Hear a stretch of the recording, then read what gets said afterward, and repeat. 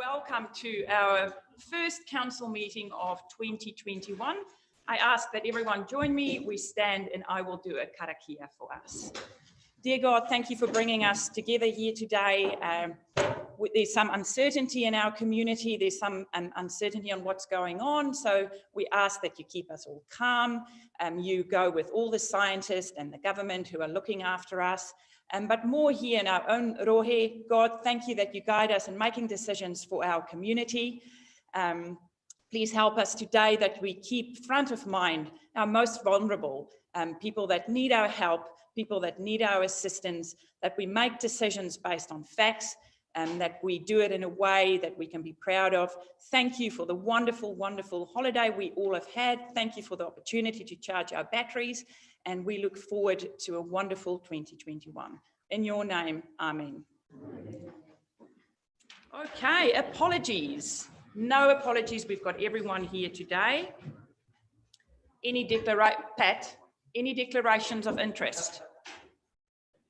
Any declarations of interest? Nothing. Good. Confirmation of minutes. Take you to page 4.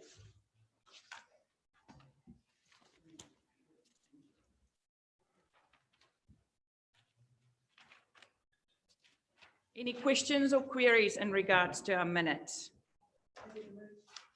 Moved by Councillor Akuata-Brown, seconded by Councillor Sheldrake. Questions, Councillor Seymour. Yes, Madam Chair, thank you.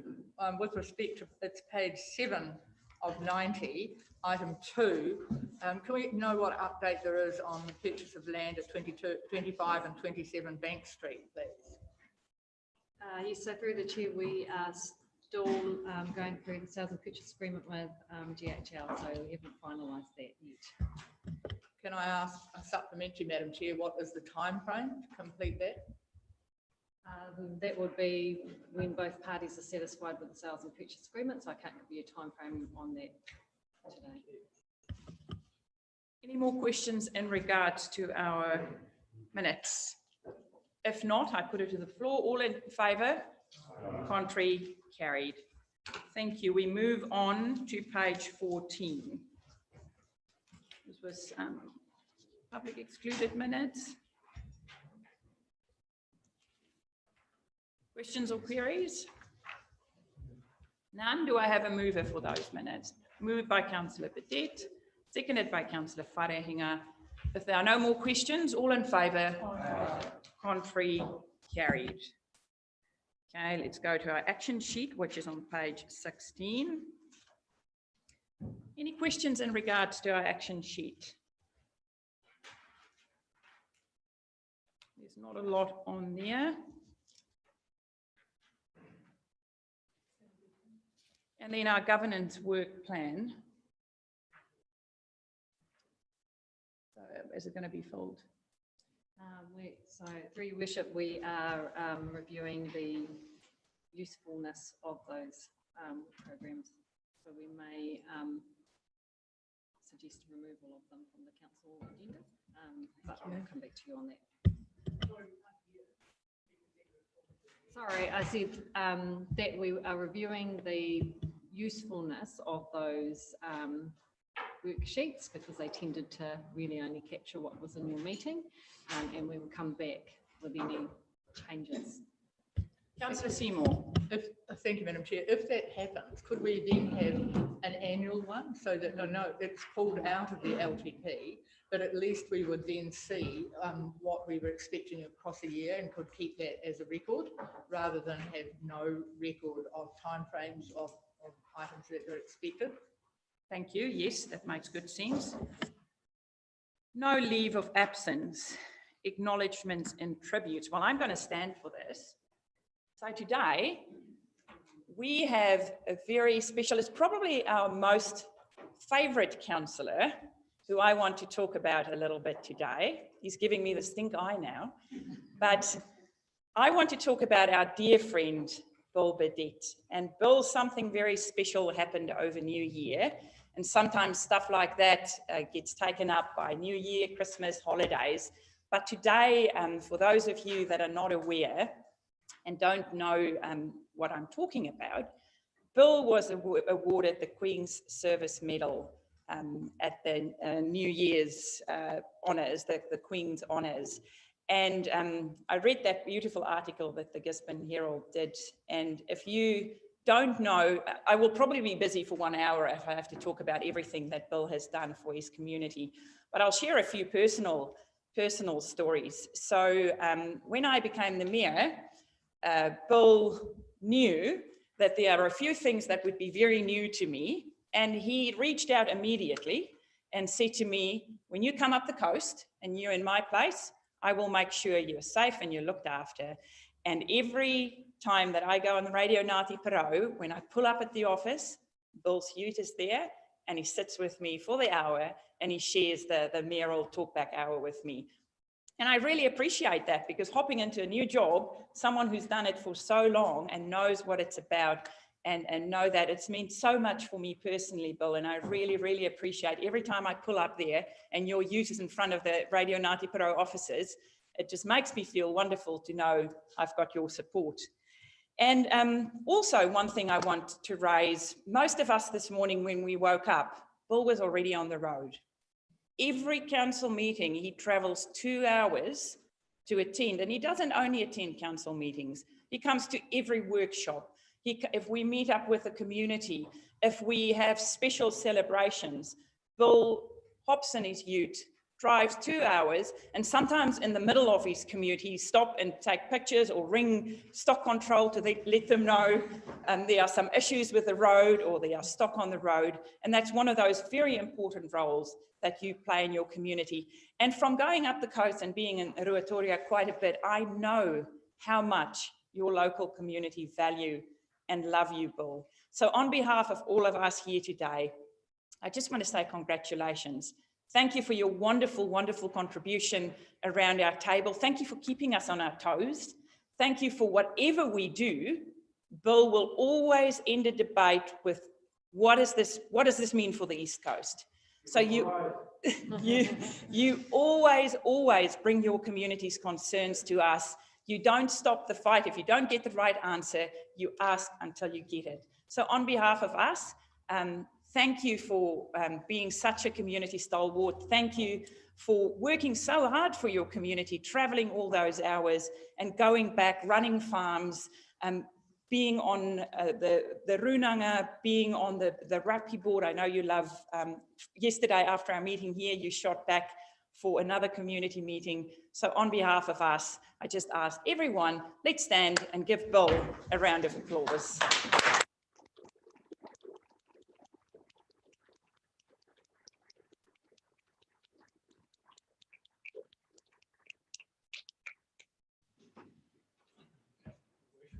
It's a bit embarrassing and humbling to have this put on me. All I'm going to say is you don't do these things and work in your community to get accolades.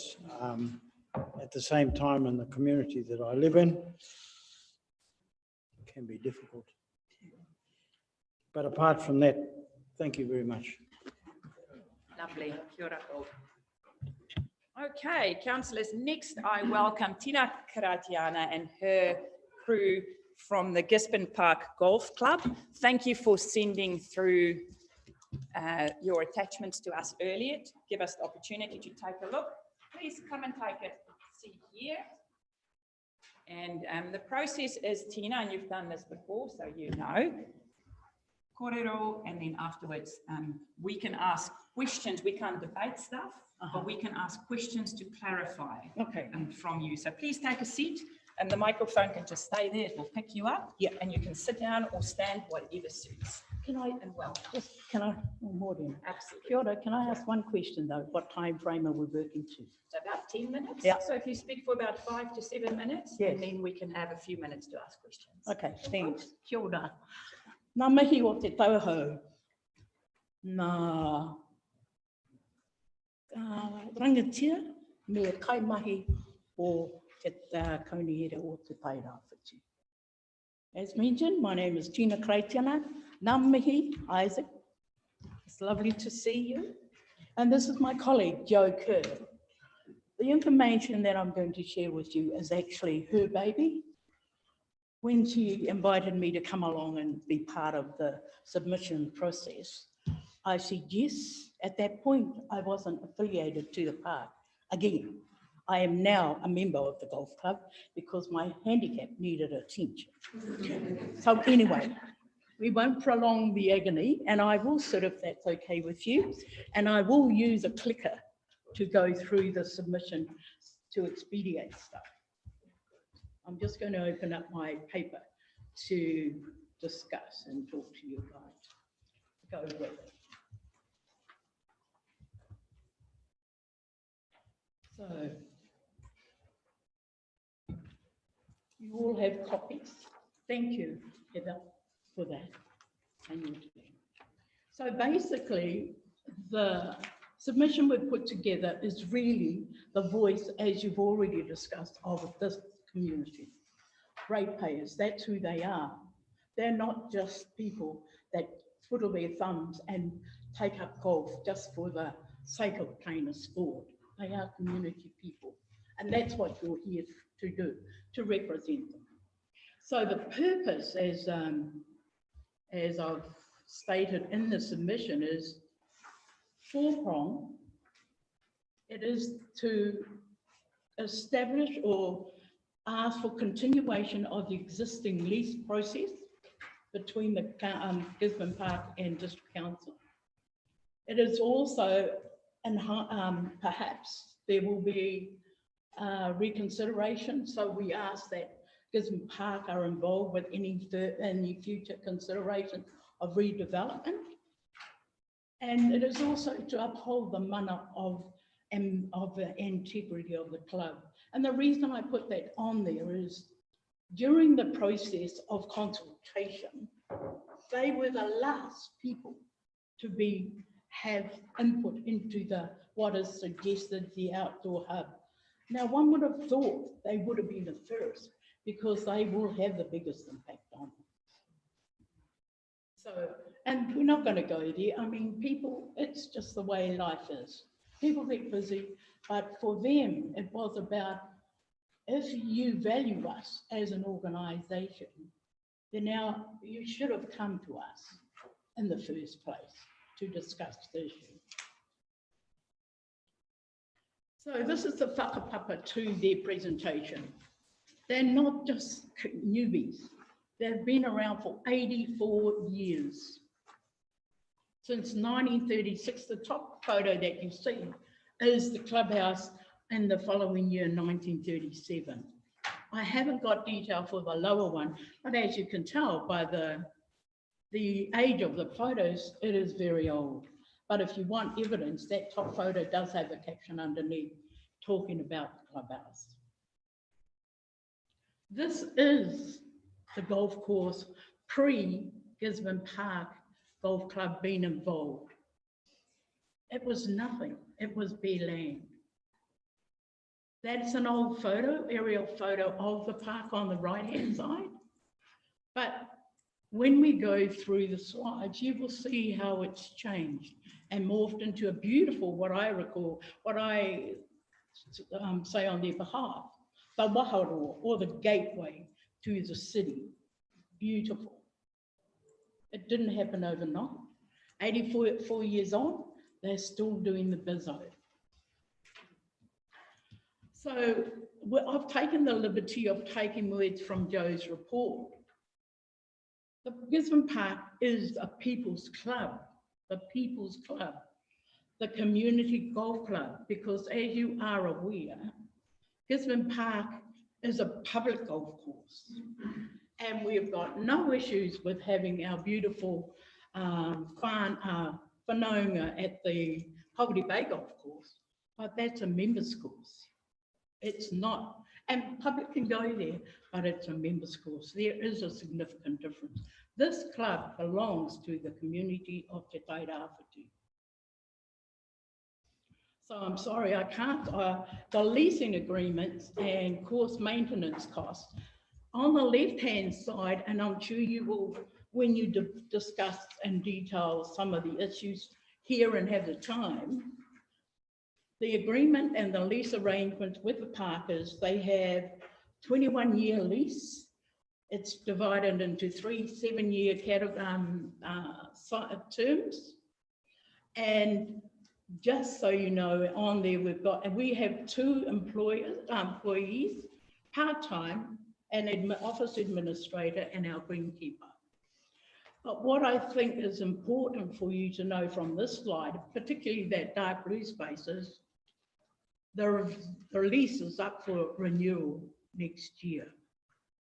And for those who don't play golf, and I'm assuming a lot of you really are followers of golf and maybe involved with a club, but I take it that most of you don't have a conflict in that space. And the calendar that the golf clubs develop is done on an annual basis, not a 5-minute basis or a month basis. So what that next year, or the leasing arrangement, is important to enable the park to create their calendar for the golfing fraternity of their club. You can ask questions about the figures and I can discuss them if you want in Q&A, and Joe will be able to help you with that. So that's just a 5-year membership, and it doesn't look, great, because at the moment we currently have 140.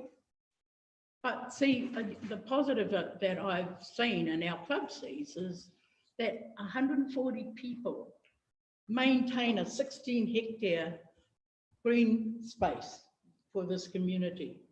You tell me where that happens anywhere in this community, apart from our people and our people that look after our lands. But 140 people. So what I've done is, for those accountants in the room or those people that are financially savvy, this is only an anecdotal snapshot of what potentially what happens with community and volunteers into the system. And I know that most of you have taken part in community work. So I don't think I'm wrong to say that, to put a value on it, because when we get to talking about the leasing arrangement, it's peppercorn, and so it should be. So this is the added value that they've given. And it is conservative, very conservative, and it's self-explanatory, but on an annual basis for each of those 3 terms, there is 15,000. If you do the sums, you'll find out how much it is annually. So if you consider that as part of the lease arrangement, then they are giving more than what they should have in kind. I have to say, I'm reading this straight up off without my paper. So this is what our volunteers do. They have a bit of fun, as you can see by that middle slide, but really that's about coring the course. Coring is about making sure that on the greens, they put sand and do all of, they're doing it themselves because they do not have the income to be able to get professionals to do this work. And see, there's a significant difference between a members course and our public courses. Over at Poverty Bay, if I do comparison stuff, they used to have, and I'm not too sure whether they still have, 5 greenkeepers to maintain their course. We have 1 part-time, and I see Larry shaking his head because that may have changed, but way back when I was playing. But what I'm trying to signal is they don't have it, so they get volunteers themselves to do all that money. So this is a snapshot of the games played. I think the key thing that I want to raise in this slide is that very few are 9-holers. The majority of games played are with 18-hole people, golfers. So the testimonials that you see in front of you are critical because it's their voice that we bring inside this chamber. The left-hand column is Anadu Reedy. For those of you that understand or know golf, Anadu has been a top golfer for the region. He is currently the Games Development Officer at the park. And one of the areas that they realise they need to increase is in the youth park. So he is using that. And he describes his role as building life skills amongst youth and kids. The one in the middle, the young 80-year-old Shirley Paku, for her, that's about being able to still enjoy a sport that has given her so much and to keep her active. Evan, on the right-hand side of her, has, how can I say this, is a stalwart of the club, has been doing over and above what he does as a player. And I think it's important to recognise the qualities and skills of the people and why they stay in golf. It's it's a lifelong journey. It doesn't end when you get to a zero handicap.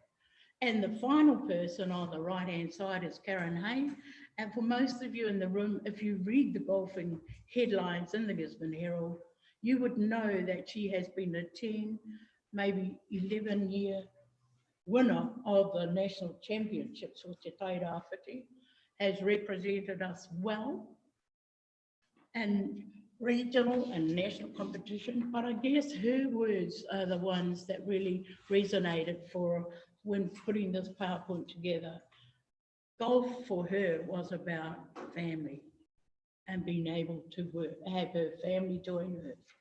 And I think collectively across those 4 people, there is well in excess and up to maybe 200 years of commitment to golf.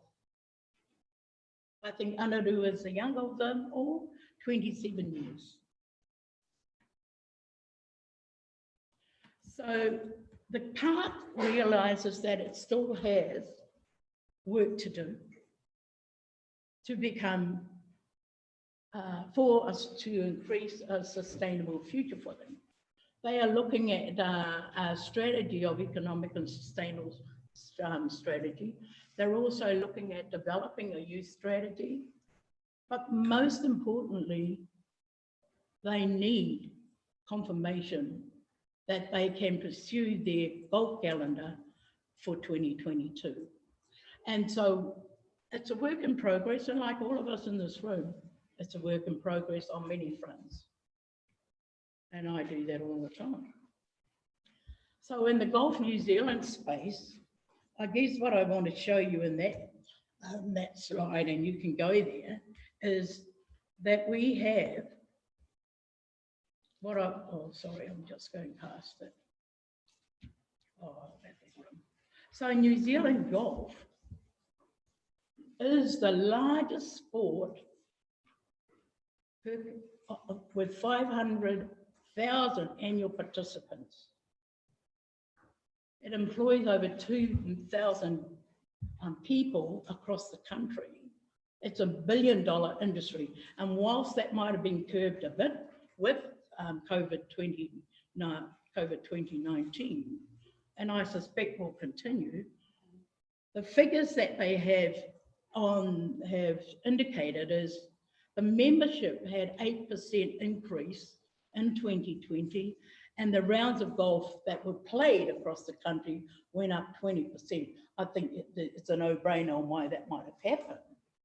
But people could have gone to any other sport.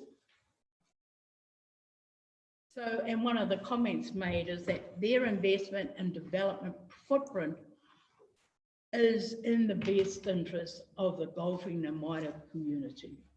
There were some things said about what Golf New Zealand and where the future of golf is heading, and I will raise that towards the end. So we're just about there. So this is we've come here to ask, and for us as our club, the ideal outcome for us is there is no change to the lease arrangements, and it remains to operate as a public 18-hole golf course available in Te Tairāwhiti.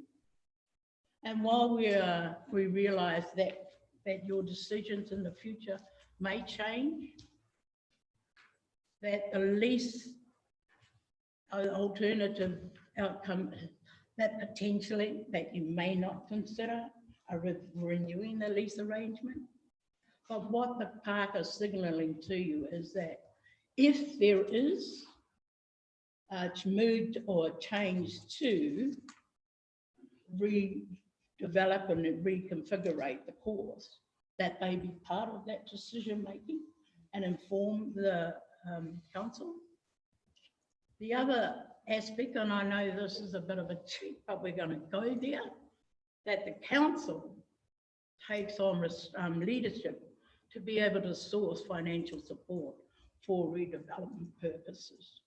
And I know that's a hard ask, but I'm going to sum it up, if I may, with the following slide that I have, and I skimmed through your meeting today, your papers. So I'd like to be able to, and from there go to that paper because it aligns to some of that. My friends over here aren't aware that I did a little bit of homework, and I thought, but it is about that. It is about that following. And don't get me wrong, on behalf of the club, they're not against development for the community because they are community people. But here we are. So today, I understand in your papers, you're going to be talking about the 2021-2031 plan, long-term plan. So in it, and these are just excerpts I've taken from it, you talk about increased expectations of tangata whenua and our communities for our management of natural taonga, including the impact of infrastructure on environmental and cultural values. You also talk about the embryonic stage of discussions re climate change, but you say that you've got to be adapted for change. Now that's a green belt. So if you're going to consider anything in that space, you need to consider the bigger and wider impact that will have. You talk about how do we balance affordability now versus costs faced by the future ratepayers. You talk about aligning strategic priorities. At the long-term work plan shop in November, the priorities summarised within the table in your papers show that the reserves are maintained. The implicit thing for us reading it is that because it is a reserve, does that mean it's going to stay the status quo? So you need to clarify that for us. And the right 10-year plan schedule, and to be honest and to be fair to the council, you have to go there and be bold about it, simply because we have stagnated at the low end too long. But anyway, so in 2022, there's an indication that the rates will go to 5.5%, up 5%, up to 6.39, and in 2023, but by the end of the 10 years, 2031, it will reduce down to 2.4. I guess what I'm trying to say is, in your documents, I didn't see anything about new builds. They're existing things. They're projects that have been on the table in the last 10-year plan. And so my final comment to show that where golf really sits, 18-hole golfers, if you go to the website, and if 9 holes are the way of the future, as has been indicated to my colleagues at the club, then why is it that the top 9 courses on New Zealand website only feature 18-hole clubs? So with that, I would like to conclude the kōrero, and to you. Thank you. Hey, thank you for that, Tina. Jo, would you like to add something before we ask questions, or did Tina cover most? Sorry, hi, I'm Jo. Just to add to that, it is important about this renewal of the lease because we take the memberships in December for the following year. And if our lease runs out in 2022, we can't go expecting members to pay for subscriptions in December, January for that year. Can we just consider that too? Thanks a lot for that. Councillors, are there any questions? Councillor Robinson. Thank you. What month does the lease run to? The August. Yeah, August. August, yeah. 31st of August 2022. Any questions? Councillor Warsnop. Thank you. You answered actually my first question was around certainty, and you've highlighted that that's really important. Thank you. And my second question was, do you or your club see any opportunity partnering with the likes of a sports hub? Would proximity to other codes and potentially younger demographics and kind of the increased vibrancy and funding that would be put in there, is there potentially some benefit for membership for, yeah? I'll answer this one for you, Kerry. A few years ago, that consideration was put on the table with the clubs.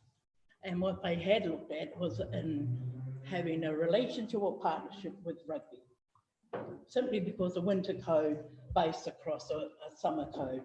It didn't eventuate because one of the things we have to understand that there are unique positions of that club's play. So I guess upholding, making sure that their mana was intact and that of the rugby, and maybe sometimes, in my opinion, the rugby culture is a little bit different to golf. However, I don't think that the park would be averse to having a look at that. What I think is important, so you hear it, is the club is not again, a redevelopment project, but what they don't want is that the redevelopment is only 9 holes.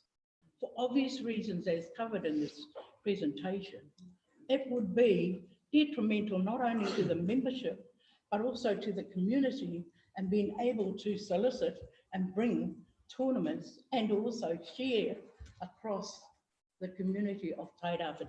Because then we only have one 18-hole golf club. And I think that's the key thing for you to understand. There's no, the ideal is that status quo remains, but they are, as I said, community people and open to other suggestions. But as long as it includes an 18-hole golf. Hey, Tina, Joe, thank you. And thank you also for sending through this to us, so we could read it beforehand, but also have it for future. Thanks a lot. Thank you. And also thank you to your supporters here today. Thank you for joining us as well. Bye-bye. Thanks a lot. Ngā mihi. Kia pai tō rā. No worries. Good. Thanks for this. Thank you.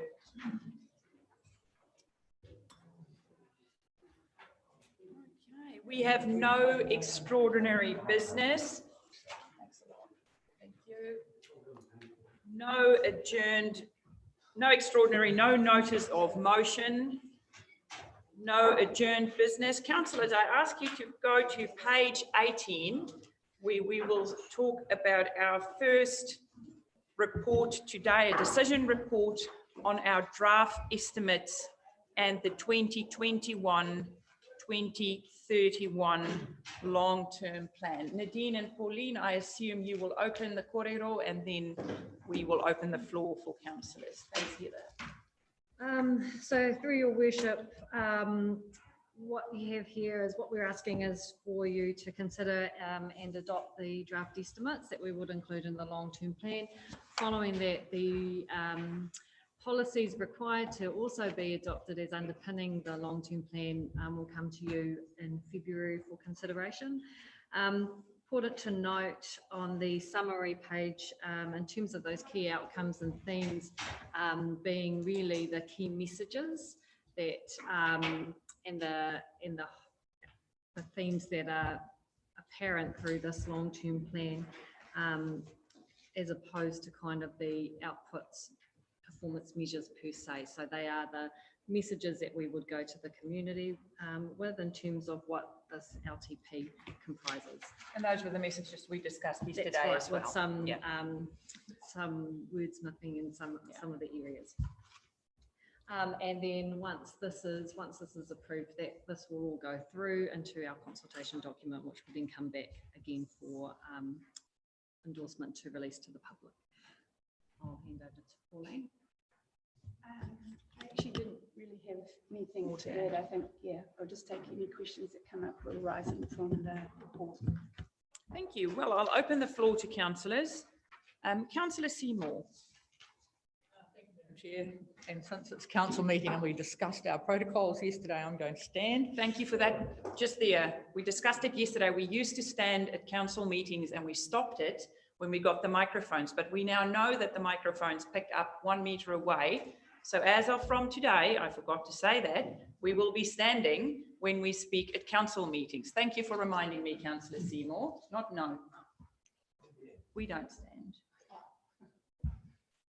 Right, so it goes back to the question I asked by email, and I acknowledge that the Chief Executive responded by email, and it refers to pages 18, and again it turns up in the document a couple of pages over, and it is about those key elements and themes. It's also on page 25, and the Chief Executive's referred to it just now because it was I did ask by email.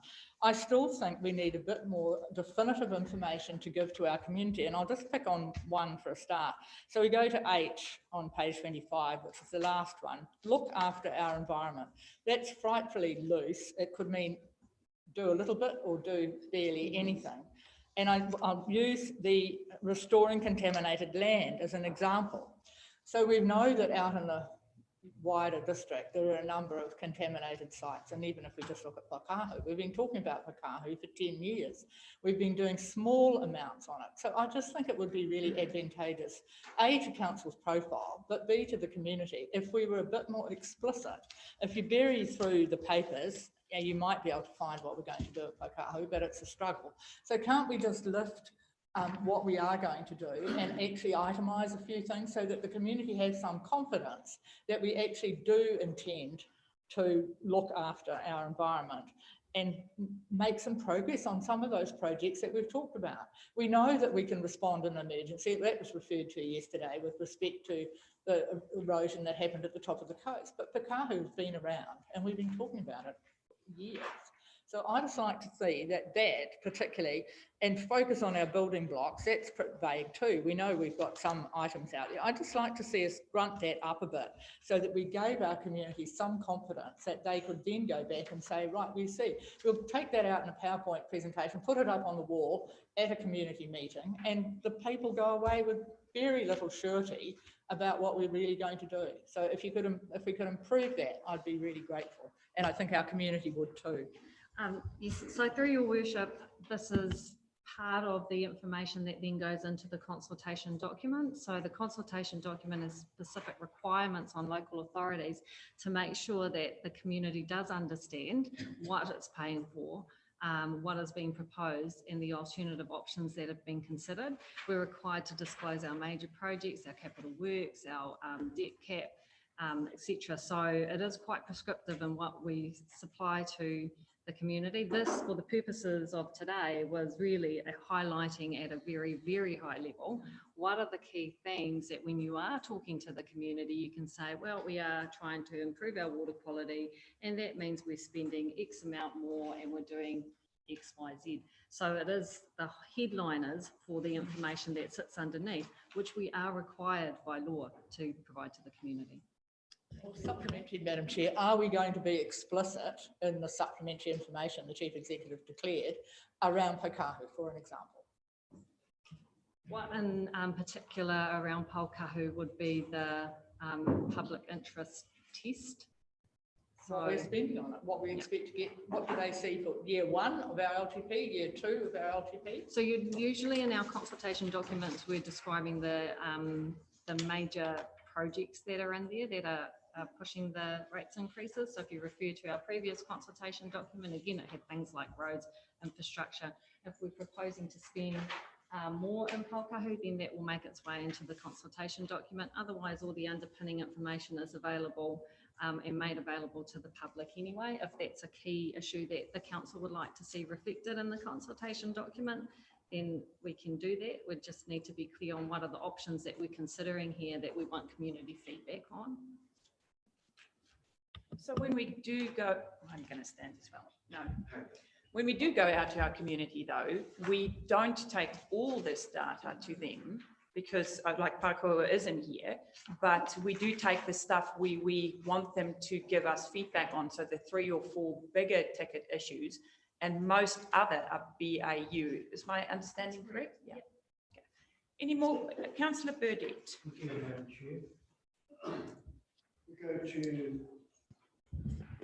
page 20 and it says recommendation adopts the draft estimate rates. From there, I went back to this document. I went through it this morning because it was in front of me when I got here. There are several things that concerns me. We're talking the long-term plan, 10 years. We've just gone through and completed one 10-year plan. And in terms of some of the things that I've been rabbiting on about, nothing was done. Now we've got 10 years in front of us. I want to ask about those dollars, the perennial question put in front of us. We did something about the ones at the Kainanga that had been there for 6.5 years. The ones that are sitting in Headley's yard in Ruatoria should be in the river. There's nothing in here allowing for that. Go over the page and we've got the township plans. Well, there's no detail there, there's just a figure. In terms of the township plans, the northern area, this is the year that has to be affected. Next year is Ruatoria. We want to know what's happening. We want the council to come to those communities and tell them what's happening and what it's going to cost. Further down, Waipu resilience. Well, excuse me, what does that mean? Look at the figure alongside it. And then I go over to another one I've been banging on about, and we talk about how precious our water supplies are and how important they are to the communities. As I drove home yesterday, there were 2 Gisborne-based contractors coming back from Tolaga, the big units, the articulated units, obviously carting water up there. This morning as I left, the local contractor, by coincidence, pulled up at the farm gate. He was heading to Taurua. The Ruatoria water supply is so critically important to us up there. I've asked that we do something by way of upgrade and protection of the site. Bugger alls happen. Nothing. The Taurua Progressive Association, over a long period of time, have identified to us that there's a water problem in Taurua. The former mayor brought the request for tanks. It got turned down. What I'm asking, we're talking 10 years in advance here. What I'm asking is that we reconsider this on behalf of that community. They can pay for it through the rates, but it's got to be in this plan and how we're going to spend the money. If it's not there, it'll be like the last 10 years, it won't happen. Thank you, Madam Chair. Thank you for that, Councillor Burdett. Mr. Wilson. Thank you, through you, Your Worship. In regards to the dollars that are sitting in Headley's yard, they are subject to the Waipu catchment plan and that being approved. So the Waipu catchment plan needs to be approved, partly because we'll need a new resource consent to put those in, but then also to make sure that we have the funding available that can be done through that Waipu catchment plan development, which will also identify the funders to put it in. There's no funding at the moment to put it in the long-term plan. The community is still paying the debt for the actual building of those dollars. In regards to the Ruatoria water supply, it's not in this 10-year plan because it's part of the funding that we have from the Three Waters $11.04 million. We set aside funding to put a community water supply into Ruatoria. So whether it's the formalisation of the one that is there now, or looking at a separate option around how we can bring water and treat it from the aquifer that's there as well. So that will be done in the next 18 months. So if you remember, that was part of the time-bound funding that you approved in about October last year when you accepted the $11.04 million from MPI. Supplementary, Madam Chair. Thank you for that, David. You're very adept at deflecting things. Can I just talk, Madam Chair, about the dollars again? The ones that were at the Kainanga, as I said, sat there for many, many years. The funding came from the Provincial Growth Fund to put them in the river. Excellent job has been done there. That was $40. There's 350 of them sitting in Headley's yards. Why did we not? We got 130, is it? 130 million from the Provincial Growth Fund. Why did we not exercise the same amount of direction for those ones sitting in Headley's yard? Because we'll never get that opportunity again. And I guess at the end of the day, the ratepayers will be paying. And if I may just add on through your worship and in terms of what Dave Wilson was saying is that we also had Kerry Hudson work with Warwick Olsen and Chris Brownlee for a funding application that applied the dollars to some erosion works that was applied for out of the freshwater improvement funds last year, and we were notified that that was unsuccessful. So we aren't just resting on our laurels. We have been trying to support the community and trying to find ways to get funding to be able to use those. Again, going back, we will need a catchment plan and there is resource consenting requirements involved, but we have been trying to work to use them and apply them. Thank you very much. Microphone. On behalf of the Northern Region, I understand perfectly the effort that Kerry, yourselves and the other staff members put into that application. Bit hard to understand how they could give us money for one set of dollars and turn it down elsewhere. But thank you for the effort. Keep having a go at those buggers in Wellington. Thanks for that. Councillor Foster and then Councillor Dowsing. Just on page 30, number 59, maybe I've been missing something because I was absent with leave before December, but the reduction on our FAR rate from NZTA from 68% to 66%. I'd just like to know, I thought actually we were going to have an increase in our FAR rate, not a decrease. So this is actually impacting on our affordability. So what was the rationale of NZTA to reduce our FAR rate to 66%, please? Through your worship, the NZTA FAR rates are set by the Waka Kotahi board, set the FAR rates for the country. The short version of the explanation, they had more pressing issues in other areas of the country for them to be prioritising where their funds were going to be allocated. Saying that, is it looking like that because we're a kind of specific region with a lot of roading, needed done, and we've had a lot of support from government for our roading, but is it looking like our FAR rate may increase again, or is it going to stay at 66? Through your worship, that's set for the next 3 years of our regional land transport plan. It gets reviewed again in another 3 years' time, but it is not going to go up in this 3-year period that we're aware. Councillor Dowsing, Councillor Wharehinga, Councillor Robinson. Thank you. I'll move the paper to begin with. We've got a plan in front of us that we're going to have 10 years to work on, so we'll look forward to that. What I did want to clarify a few things first of all, and one that is a bugbear of mine, and it's in this capital expenditure, is can someone give me a definition for the governance column?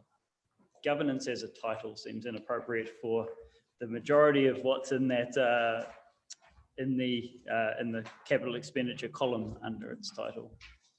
Page are you on? Oh, the just big sheet. Yep, the big sheet. Just point out again because I missed where you So said. sorry, if you have a look, there's the first section in that is under governance as a for expenditure. And there is a wide-ranging number of things in there, from all sorts of things, from sciences to furniture to vehicles to it is a catch-all, and I don't think it's appropriate to put a catch-all under a title governance. Through your worship, yes, you're quite right. It should say support services, and we will update that heading capital drawn program. Thank you. The next part, and I think this is just something to be aware of as councillors, and when you look at this, and when you look at all of the growth projects in this, it is essentially Taruheru block. More or less every growth item in there is assigned to Taruheru block. There's over $10 million of investment in that block. And Pauline, could you give me some advice on what the annual revenue from development contributions is? Your Worship, it was about 670K. So we are around about collecting 60% of our need in all of our development contributions for one block. But forecast going forward, those costs with the new review of the development contributions were increased, and they were matching the growth that was proposed. Yes.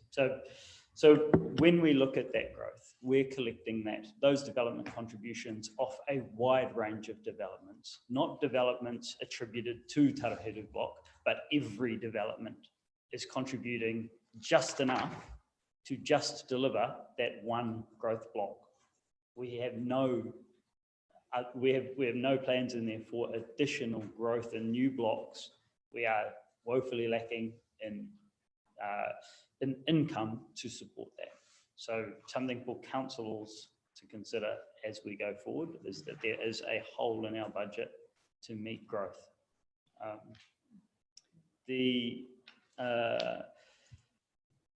That's primarily where I see the challenges ahead of us, is in that income space, and only by increasing our income and being smarter about where we take that from and how we charge for our services is going to actually allow us to expand on what we can do.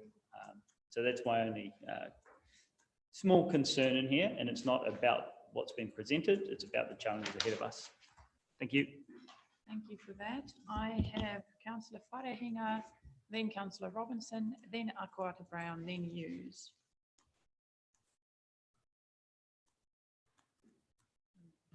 Thank you, Your Worship. I'm more than happy to second this paper. Prior to Councillor Dowsing moving it, I would have been happy to move it too.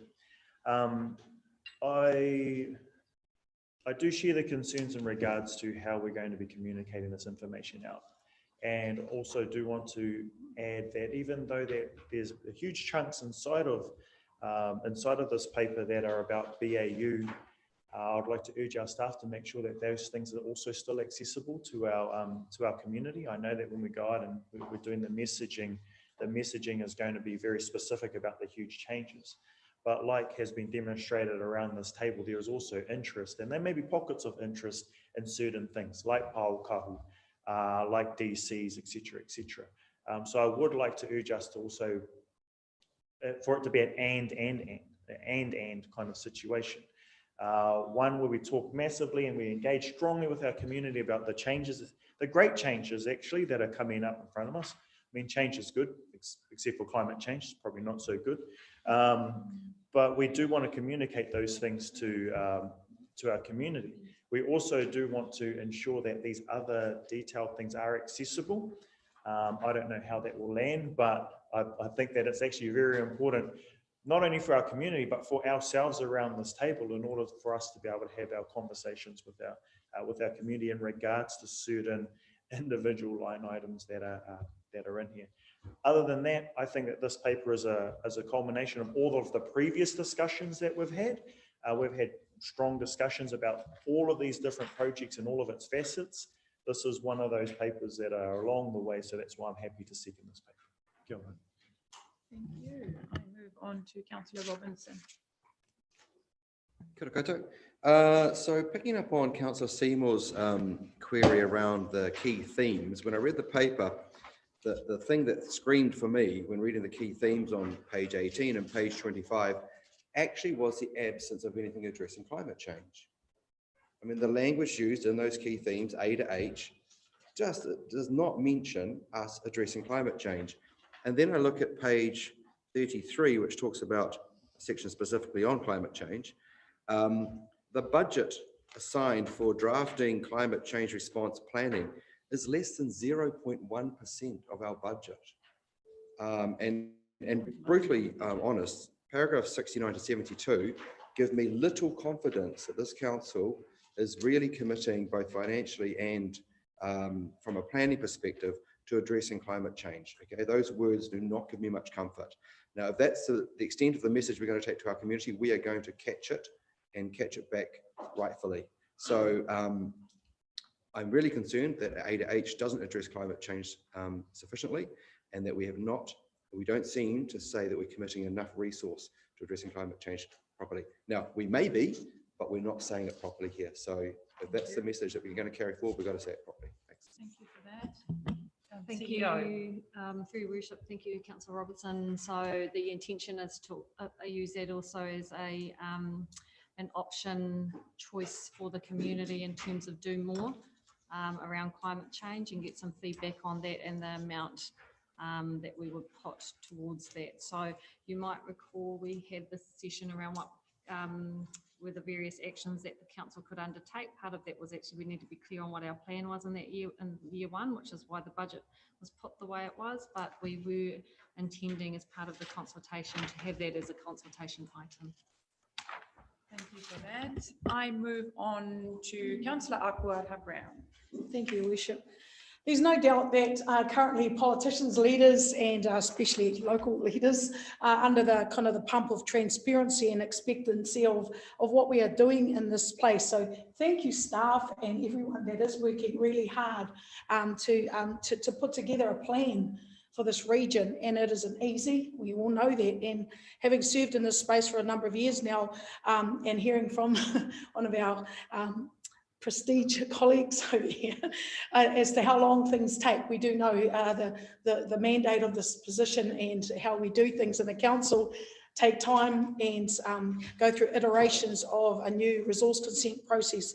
So I want to come back to the key elements and themes, as Councillor Seymour and Robinson have noted too, and that there's a lot of really good words used that are really, great commitments to the wastewater, and in that sense, accelerate, continue to maintain and increase our resources. In recent days, councillors have been hit with statutory obligations around resource consents in the environment. This is going to be constantly hit at us. We have to front foot the fact that we have industries that do breach, and we've had to deal with that quite substantially and costings millions of dollars, and environmental damage. And I really would love us as a council, if we want to make change, we change the conversation. We don't just use words that I guess project that we are definitely trying our best. We are working hard, but actions often speak louder than words. And I think it's really time, 2021, to be the year that this council really stands strong on its obligations statutory, and it has to work out how we manage breaches and all those resource consent issues, because environmental stewardship comes with a huge brief, and a lot of climate change as well. So I just want to say to staff that, again, I see the work we do, but how are we in these elements and themes actioning it out so that people are seeing the work is there. It's hard work, and it's not easy to just get to the actions, but what are we saying within our frameworks and themes? Are we actually committed? Are we actually working harder to, I guess, resource the things that need to be resourced? And if we can do or use anything of our influence to help that, then we certainly will. So for me, when I looked at the themes, that was one that jumped out at me because of recent, obviously, discussions. But I don't want to see a year where we have a 1 in 100, 2 in 200, or whatever those kind of notions are around events that we're not prepared for, because now we've learned so much and we should put that knowledge into action. So I want to see us really as a council be proud that we are putting dollars in rivers if it's meant to be that, but looking after the environment, because we need the environment because it looks after us. So I just want us to know that we'll work together, of course, to make this work. It's exciting times, it's challenging times, but let's get this party started. Kia ora. Thank you. I have got Councillor Hughes and then Councillor Faulkner. Thank you. Thank you, Your Worship. Just a point of clarification on page 45 of the 2021 to 2031 long-term plan modelling, from years 4 onwards, 5.5% plus growth. I think it was my understanding last year that we were working towards a ceiling of 5%. Is that just? That's 5% plus growth. Yes. Okay, so that's just a typo. Yes. Okay. And then going back to page 43 with the unfunding of depreciation for the years 2 and 3. So just looking at the graph with the 2021 to 2031 long-term plan modelling to further smooth rates, is there any scope or value to unfund for further year? Through your worship. So this was a balance for those areas, and technically if we unfund everything now, there's going to be implications for the future. And so this was a kind of a balance for the here and now. Yes. And how do we moderate that so we can get to where we need to be. There are things that you could perhaps extend that over a longer period of time, say for the pool, but you would be wanting to go to eventually that it's 100% that it's repaying back, because you would say that that is a community asset, and we would want to be replacing it at the end of it. So there is a balance between those two things. Yeah, I was just looking at years 5 and 7 where the rates increases are budgeted to be lower. So I was wondering if there's potentially scope. Thank you. Thank you for that. Councillor Faulkner. Thank you very much. So I've just got a couple of small queries, and I'm hoping that I have missed them and you're able to tell me where they are. Thinking about our water supply, I don't see any mention of Muriwai, and in particular Tamanahiri and their involvement with Wainaki. I'm assuming that I may have missed something in here. I'm hoping I've missed something in here. So that would be my first question. My second question harks back to Councillor Dowsing and his comment on governance and some, I guess, those of us who like to see things wordsmithed correctly. There is absolutely no mention in there of costs of representation.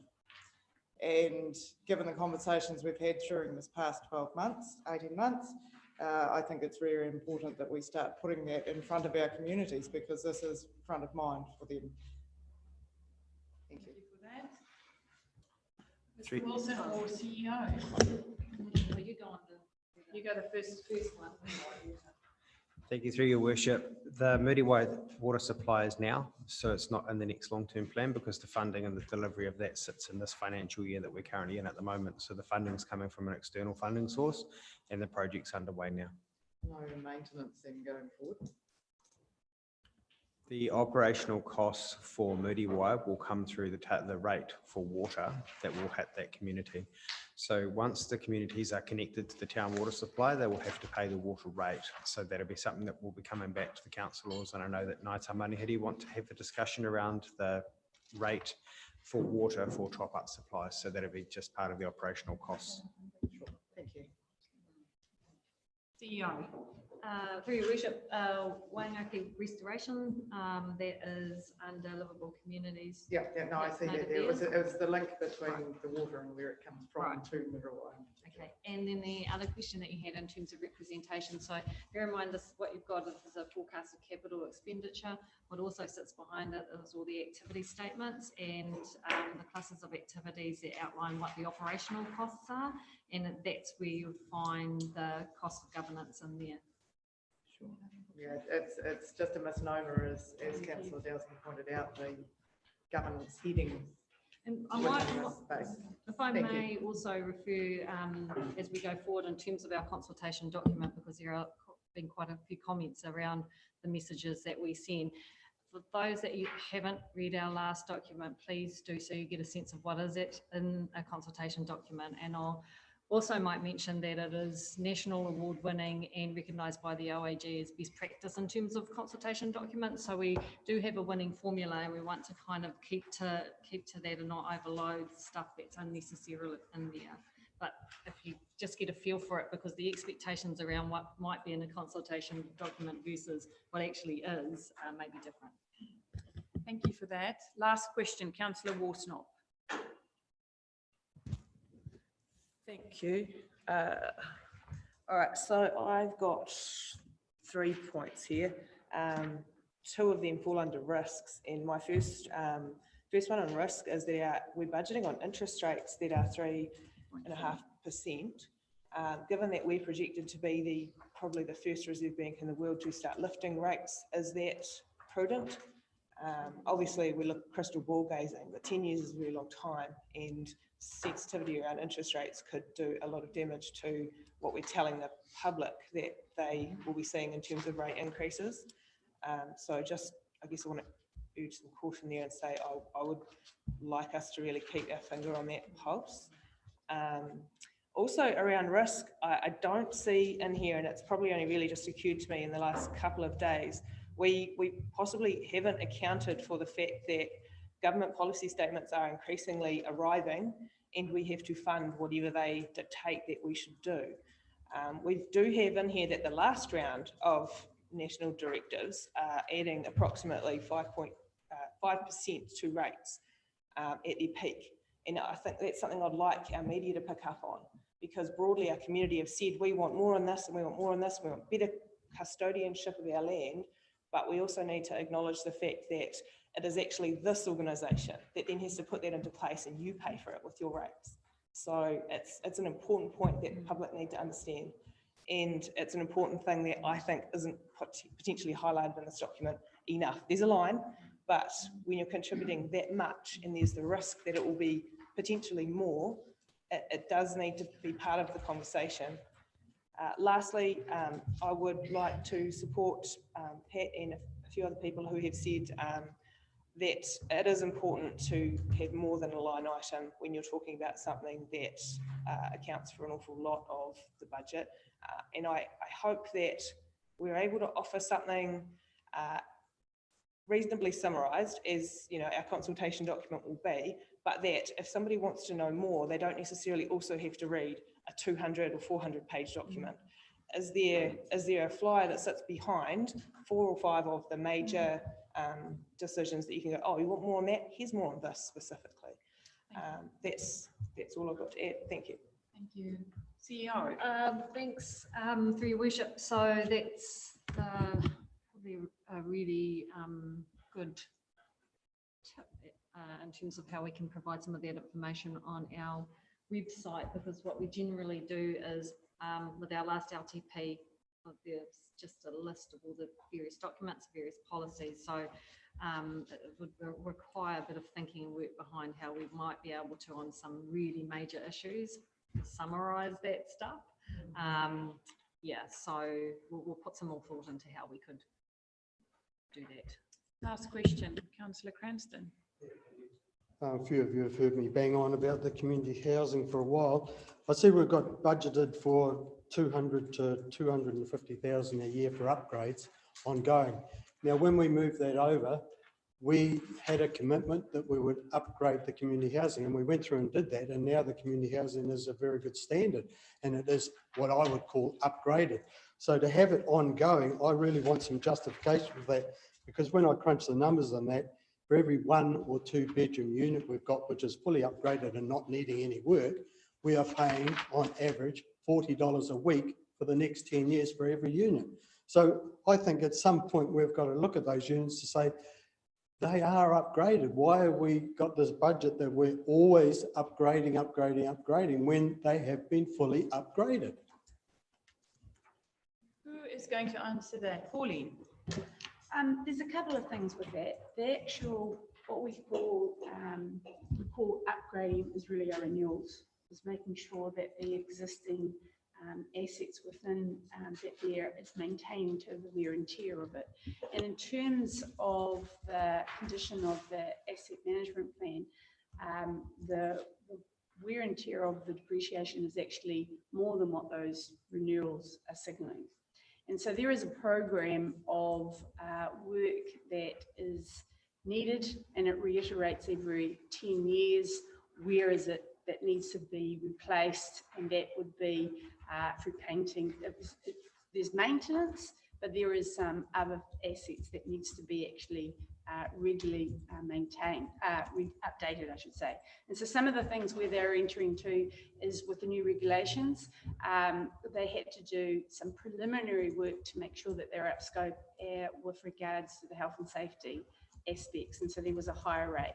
So in terms of it, they do balance those two things, but it also is trying to say that we need to actually maintain those assets, and the level that they have is 200K, whereas the depreciation reserves or the wear and tear is saying is a little bit higher. But you're quite right, the condition of that is a little bit better than what we've said, so therefore our renewals is under that amount that's signalling. So it comes in balance to say where is these longer life assets are and where they are in this long-term plan to be renewed.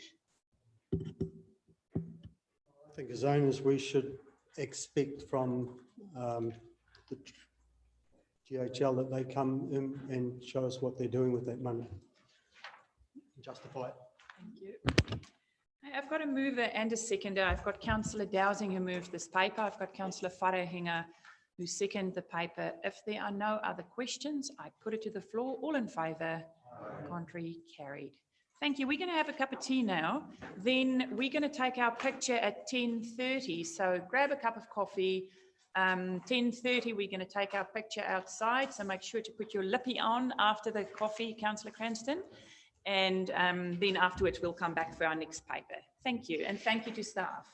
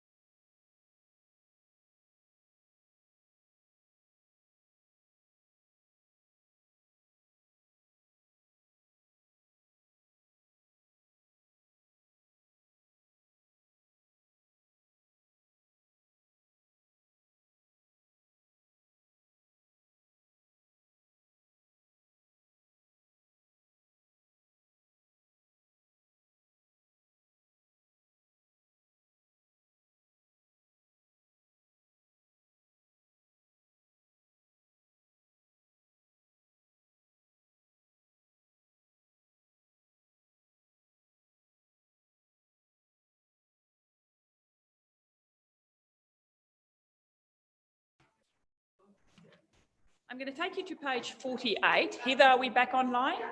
Thank you. Page 48, where we are looking at the draft trade waste bylaw. So what we are looking at today is to adopt this document in order for us to go out and consult with our community. Mr. Wilson and Mr. Gilmore and Tracy will talk to us a little bit, and then I'll open it for questions. Thanks a lot. You can just leave your microphone on. Thank you. Good morning. Through the chair, thank you very much for receiving us this morning. We don't have too much to cover at the front end. We went through this report will look very familiar to the one that you saw in December. It's for sustainable Tairāwhiti. It was also approved prior to that by WMC. Through stakeholder consultation, one minor change has been made. If you go to paragraph 15, you'll see a small change has been made to the draft bylaw as a result of submission from Ovation. No other changes, nothing else to add from me. Okay, councillors, any questions? Yeah, fully support what's happening here, but the question is, if we don't do it, what is the alternative in terms of the mortuary waste? Through your worship, if we leave the mortuary waste in, it is highly unlikely that we will be challenged on that through our consenting process, and that would impact our ability to get resource consents for the wastewater treatment plant into the future. Thank you. Councillor Foster, Councillor Wharehinga, Councillor Seymour. Yeah, I'll move this paper, and the mortuary waste issue is actually groundbreaking. We're going to be the first region in New Zealand to actually install separated mortuary waste from the wastewater, and there's a lot of other councils around the country looking at what we're doing and applauding their actions and looking at following suit. So I really respect, I'm part of the wastewater treatment committee, and been on it for quite a long time now with iwi, and the committee has worked really hard with the Kiwa group, which has brought this originally. So I really respect the hard work that has gone on behind making this decision. So, and as I said, it's groundbreaking. So I'm really proud that we're moving this, and I'm proud to be able to move this paper today. Thank you. Councillor Wharehinga. Thank you, Your Worship. I seem to be getting pipped at the post for moving some of these papers. I'll also second this paper. This is absolutely trailblazing. A lot of people will give feedback to us sometimes, kind of going, oh, well, we're the only place that are doing these things. And I think of those things really positively. We are the only place, we're the first place that are doing things like this, and it's absolutely great. I want to commend the committee. I want to commend the Kiwa group, and also want to commend staff in order for bringing this to us in December, and this for consultation in front of us here. This is a very easy paper for us to move, because we pulled together so much stuff, so much great stuff that has been well consulted on previous to this, and now it's going out for another round of kind of selected consultation. So this is exactly what we are elected to do around this table: follow these robust processes and bring these groundbreaking, innovative, trailblazing things to this table. Kia ora. Thank you. Councillor Seymour. Thank you, Madam Chair. Can I just ask how much of the 257,000 that's available for the development of the capital works has been spent, and how much is left? Page 51, second paragraph, under the review. So we approved the capital spend in last year. How much of that has been spent in the development? Thank you, Mr. Wilson. Through your worship, we would have spent about $20,000 to date in design and in preparing for a resource consent for what we're going to do. Thank you. And then just one further question. We do say that all mortuary service providers will be required, that's absolutely fine. I understand we only have one registered mortuary provider in this town. Can we, without naming names, do we know what the other one does?